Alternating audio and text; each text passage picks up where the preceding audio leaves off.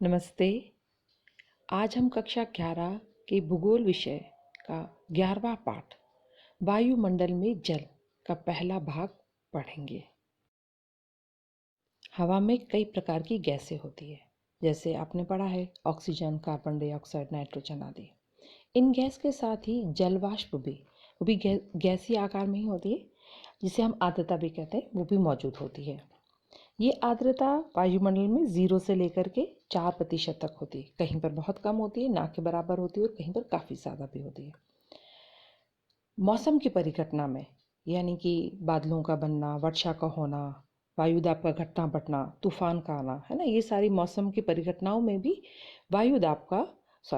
वायुमंडल में जो जल वाष्प होती है, इसका बहुत अधिक योगदान होता है।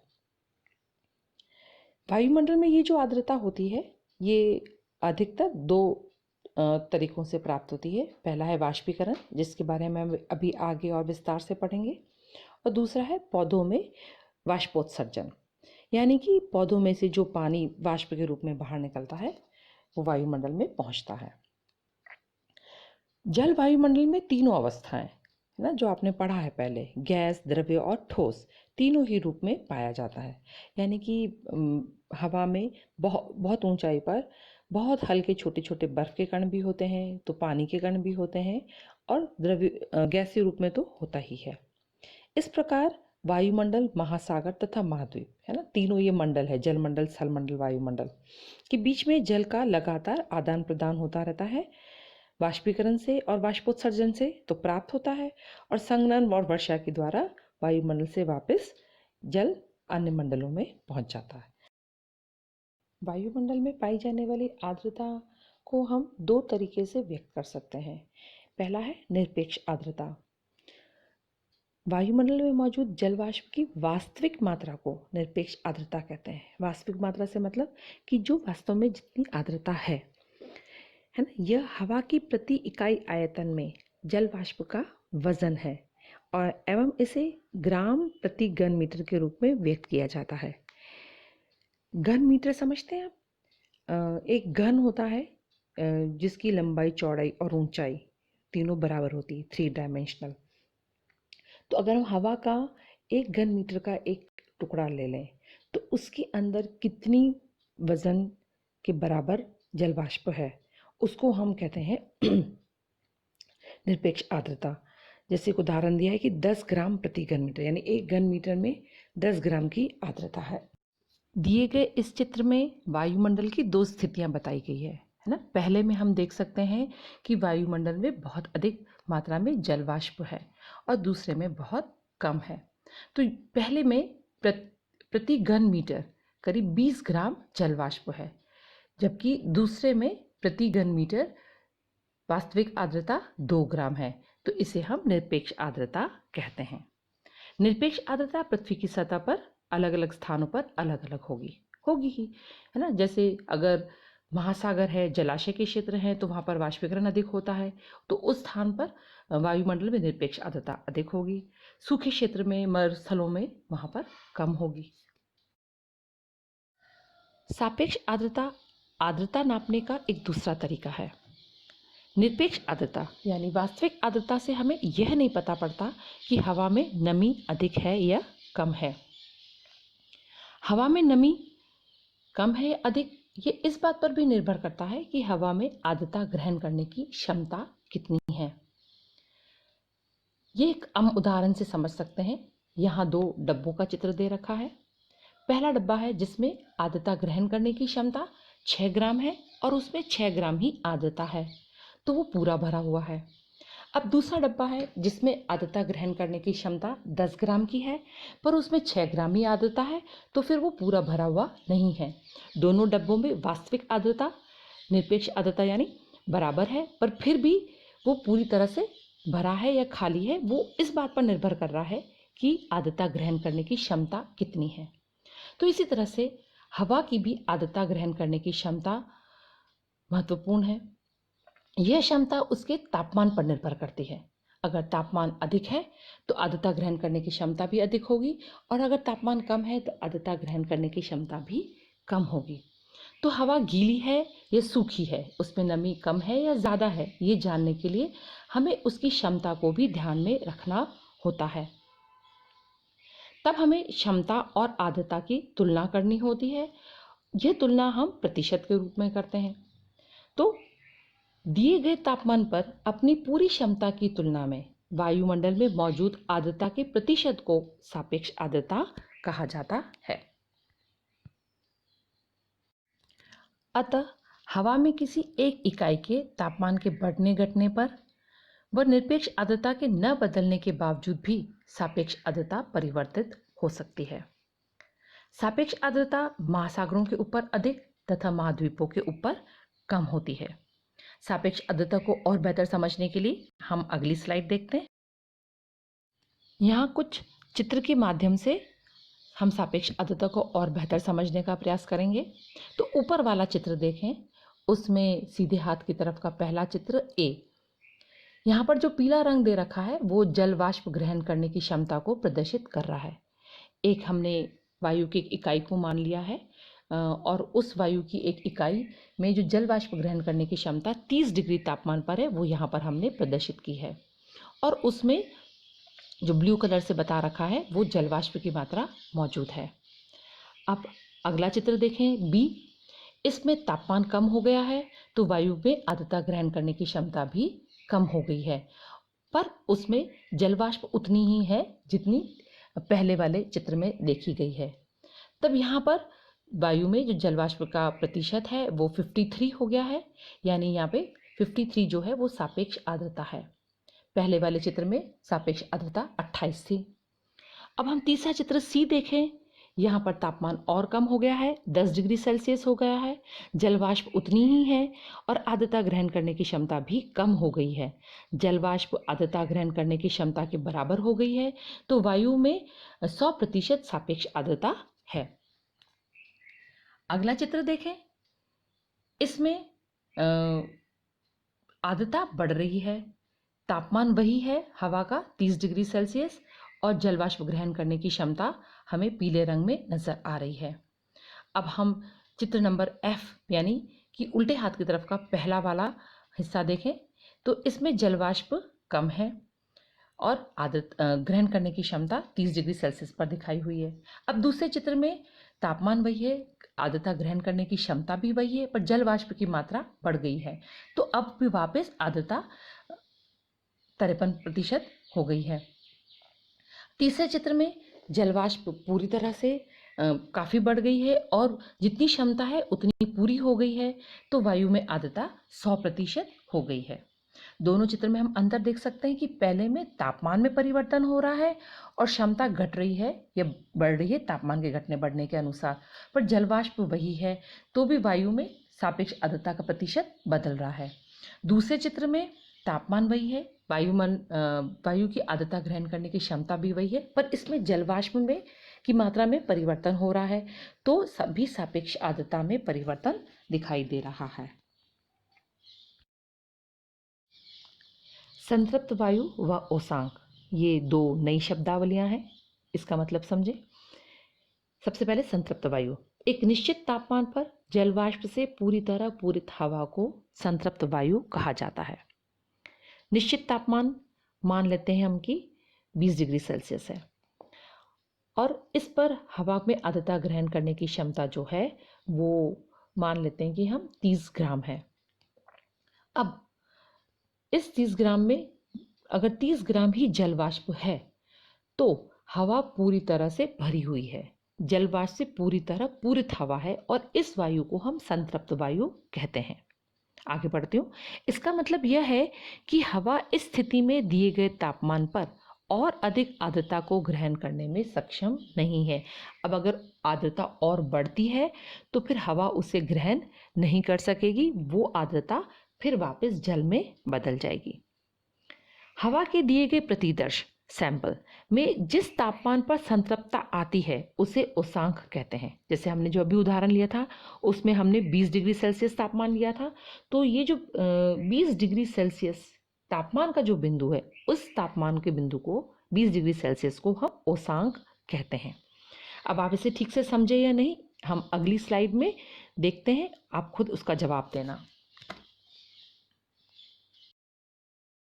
इस स्लाइड को हम फिर से देख रहे हैं। इसमें जो पहला चित्र है जिसके ABC तीनों भाग है, इसमें आपको ठीक से देखना है, चाहे वीडियो को रोक करके देख लें, और बताएं कि तीनों स्थितियों में कौन सी स्थिति में वायु संतृप्त अवस्था में है और उसमें ओसांक क्या है। तो आपने बिल्कुल सही पहचाना कि जो C स्थिति है ना, जहाँ पे तापमान 10 डिग्री सेल्सियस है, वहाँ पर क्षमता के अनुसार ही उसमें जल वाष्प है, तो ये स्थिति संतृप्तता की अवस्था है, और ओसांक यहाँ पे 10 डिग्री सेल्सियस है। इसी तरह से अब आप दूसरे चित्र में भी देखकर पहचाने कि संतृप्त वायु कौन सी है और उसका तापमान यानी ओसांक क्या है। तो ठीक है, D स्थिति जो है वो संतृप्त वायु की है और उसका तापमान यानी ओसांक 30 डिग्री सेल्सियस है। तो आपने ये तो समझ ही लिया होगा कि जब आर्द्रता सापेक्ष आर्द्रता 100% होती है तो वायु संतृप्त होती है। वाष्पीकरण।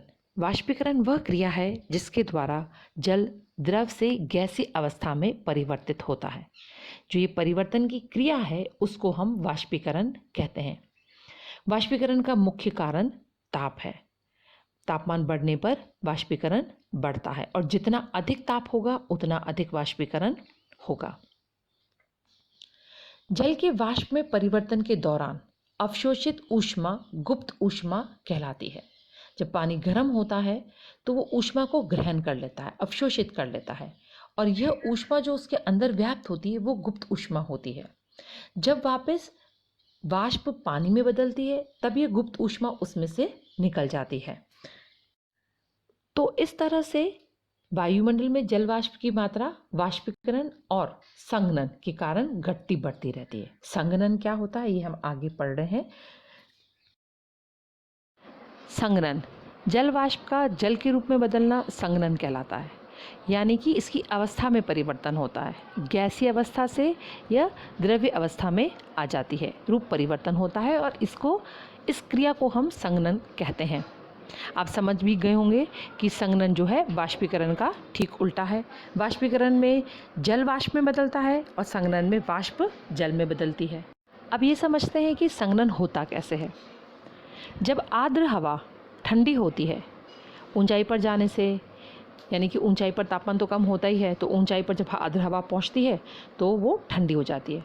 यह तापमान कम होने से, तापमान किसी भी कारण से कम हो सकता है, या तो सर्दियों का मौसम आ रहा हो या ठंडी हवाएं आ रही हो, तो तापमान कम होने से या ठंडी हवा या वस्तु के संपर्क में आने से, कोई भी ठंडी चीज़ हो सकती है, फ्रिज में से निकली ठंडी पानी की बोतल हो या कोई धातु की वस्तु हो जो बहुत ठंडी है, उसके संपर्क में आने से हवा ठंडी हो जाती है और तब उसमें जल वाष्प को धारण रखने की क्षमता कम हो जाती है।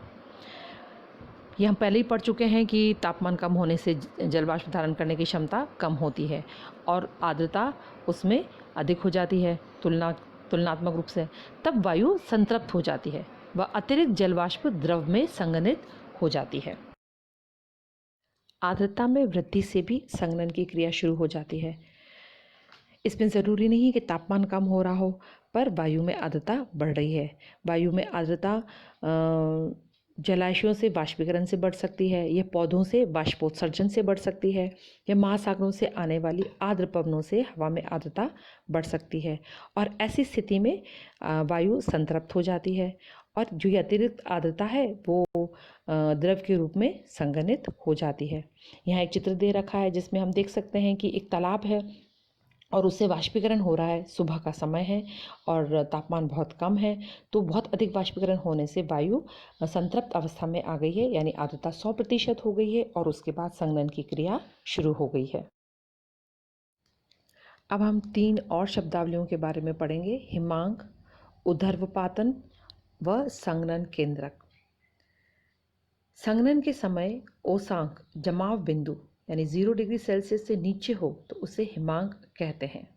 यहाँ मैं आपको याद दिला दूँ कि ओसांक क्या होता है। हमने पढ़ा था कि तापमान का वह बिंदु जिस पर कि संघनन शुरू होता है उसे हमने ओसांक बताया था, जैसे 10 degree Celsius, 20 degree Celsius, 30 degree Celsius. पर जब यह तापमान का बिंदु 0 डिग्री सेल्सियस से नीचे हो तो हम उसे हिमांक कहते हैं। ऐसे में जलवाष्प जल में परिवर्तित न होकर के हिमकणों में बदलती है। क्योंकि तापमान जमाव बिंदु के नीचे है, तो जलवाष्प सीधे ही बर्फ में छोटे छोटे हिमकणों में बदल जाती है। वाष्प के जल में परिवर्तित न होकर के सीधे ठोस रूप में परिवर्तन को ऊर्ध्वपातन कहते हैं। चित्र में आप देख सकते हैं कि जल वाष्प गैसीय अवस्था में है और वो जल में ना बदल करके सीधे ठोस में बदल रही है, उसको हम ऊर्ध्वपातन कहते हैं। हवा में स्वतंत्र छोटे छोटे कण संघनन का आधार होते हैं, जिन्हें संघनन केंद्रक कहा जाता है। संघनन की प्रक्रिया होने के लिए कोई ठोस आधार की आवश्यकता होती है, और हवा में ठोस आधार क्या होते हैं? धूल के कण, धुएं में जो कण होते हैं, या महासागरों से जो नमक के कण प्राप्त होते हैं। तो ये सारे जो कण होते हैं छोटे छोटे, ये अच्छे केंद्रक होते हैं और इनके आधार पर ही संघनन की क्रिया होती है। इन्हें संघनन केंद्रक कहा जाता है। ये पानी को अवशोषित करने में सक्षम होते हैं। तो इस तरह से संघनन के फलस्वरूप वायुमंडल में जलवाष्प जो है वो कई विभिन्न रूपों में परिवर्तित हो जाता है, जैसे ओस, कोहरा, तुषार, बादल आदि। ओस, जब आर्द्रता धरातल के ऊपर हवा में संघनित न होकर के, यानी ऊंचाई पर नहीं, ऊंचाई पर बादल बनते हैं। धरातल के समीप ठोस वस्तु जैसे पत्थर, घास तथा पौधों की पत्तियों की ठंडी सतहों पर पानी की बूंदों के रूप में जमा होती है, तब इसे ओस के नाम से जाना जाता है। यानी ओस जो है वो धरातल के समीप बनती है। आपने देखी होगी सुबह पत्तियों पर या बाहर की तरफ जब भी कोई धातु की वस्तुएं रह जाती है ठंडी रातों के बाद, उसके ऊपर नमी जम जाती है, उसे हम ओस कहते हैं। इससे बनने के लिए सबसे उपयुक्त अवस्थाएं होती है साफ आकाश, शांत हवा और उच्च सापेक्ष आर्द्रता तथा ठंडी एवं लंबी रातें। तो हवा पहले ही ठंडी होती है, उसमें आर्द्रता ग्रहण करने की क्षमता कम होती है और उसमें आर्द्रता भी काफ़ी होती है। पर जब वो किसी बहुत ठंडे सतह से संपर्क में आती है तो एकदम से उसकी क्षमता कम हो जाती है और वो संतृप्त हो जाती है, जिससे कि संघनन हो जाता है। पत्तियों पर खास करके हमें ओस की बूंदें इसलिए दिखती है कि पौधों से बाष्पोत्सर्जन भी हो रहा होता है, तो उसके आसपास की हवा में पहले ही आर्द्रता अधिक होती है और जब हवा ठंडी हो जाती है तो उसमें संघनन बहुत जल्दी हो जाता है। ओस के बनने के लिए यह आवश्यक है कि ओसांक जमाव बिंदु के ऊपर हो। अगर ओसांक जमाव बिंदु के नीचे होगा तो फिर पानी की बूंदों में न बदल करके वो हिमकणों में बदल जाएगी। इसलिए अगर तापमान 0 डिग्री से ऊपर हो पर ठंडा हो, तब जाकर के ओस का निर्माण होता है। तुषार, तुषार ठंडी सतहों पर बनता है जब संघनन तापमान के जमाव बिंदु के नीचे यानी 0 डिग्री से नीचे चले जाने पर होता है। ऐसे में पानी की अतिरिक्त नमी पानी की बूंदों की बजाय छोटे छोटे बर्फ के रवों के रूप में जमा होती है। हम इसे सामान्यतः दा पड़ना भी कहते हैं। इसको दा पड़ना इसलिए कहते हैं कि बर्फ़ के कणों से पत्तियां जो है थोड़ी सी काली पड़ जाती है, जो ऐसा लगता है जैसे झुलस गई है, इसलिए उसको दा पड़ना भी कहते हैं। उजले तुषार के बनने की सबसे उपयुक्त अवस्थाएं बिल्कुल वैसी होती है जैसे ओस के बनने के लिए चाहिए होती है, यानी कि लंबी ठंडी रातें, उच्च आर्द्रता, कोहरा एवं कुहासा। सर्दियों में अधिकतर सुबह के समय जब चारों ओर धुंध सी दिखाई देती है और दृश्यता बहुत कम होती है, तो उसे धुंध या अधिक घना होने पर उसे हम कोहरा कहते हैं। कोहरा एक तरह का बादल है जिसका आधार सतह पर या सतह के बहुत नज़दीक है। जब बहुत अधिक मात्रा में जलवाष्प से भरी हुई वायु सहंती अचानक नीचे की ओर गिरती है, तब छोटे छोटे धूल कणों के ऊपर ही संघनन की प्रक्रिया होती है और कोहरा बनता है। यानी कि सर्दियों की रातों में ठंडी हवा भारी हो जाती है और वो नीचे की ओर उतरती है और उसमें जलवाष्प भी बहुत होता है और सतह के संपर्क में आने पर और तापमान कम हो जाता है और सतह के आसपास हवा में धूल कण और कई इस तरह के कण की मात्रा काफ़ी अधिक होती है, तो इनके ऊपर संघनन की प्रक्रिया हो जाती है और ये धूल कण जो पानी के साथ हैं, इनके हवा में मौजूद होने के कारण दृश्यता कम हो जाती है और दूर तक दिखाई नहीं देता, तो कोहरे का निर्माण होता है। कुहासा, कुहासे एवं कोहरे में केवल इतना अंतर होता है कि कुहासे में कोहरे की अपेक्षा नमी अधिक होती है और थोड़ा ज़्यादा घना होता है। कुहासा पहाड़ों पर अधिक पाया जाता है क्योंकि जब गर्म हवा पहाड़ों की ढालों पर ऊपर उठती है तो ऊपर की तरफ ठंडा होता है और ठंडी सतह के संपर्क में आने से इसमें संघनन की क्रिया शुरू होती है और पहाड़ों की ढालों पर इस तरह से जो कोहरा बनता है उसमें नमी अधिक होती है, इसलिए उसे कुहासा कहते हैं। कोहरा तथा कुहासा के कारण दृश्यता कम से शून्य तक हो जाती है। एक मतलब अपना हाथ भी स्वयं को नज़र नहीं आता, इतना दृश्यता कम हो जाती है। नगरीय एवं औद्योगिक केंद्रों में यानी शहरों की बात हो रही है कि वहाँ धुएं की अधिकता के कारण बहुत पॉल्यूशन होता है हवा में और बहुत सारे महीन कण होते हैं के कारण केंद्रकों की मात्रा भी अधिक होती है जो कोहरे और कुहासे के बनने में मदद देती है। ऐसी स्थिति को जिसमें कोहरा और धुआं सम्मिलित होता है उसे हम धूम्र कोहरा कहते हैं। इसी पाठ के अगले भाग में हम पढ़ेंगे बादल कैसे बनते हैं, बादलों के प्रकार, वर्षण के प्रकार और 3 तरह की बारिश किस तरह से होती है और विश्व में वर्षा के वितरण के बारे में अध्ययन करेंगे। तो इस आज के लिए इतना ही। धन्यवाद। आपको ये पाठ कैसा लगा, क्या बातें अच्छी लगी और इसमें और क्या कमियां हैं, जो आपके सुझाव हैं वो ज़रूर कमेंट बॉक्स में लिखें। एक बार फिर से धन्यवाद।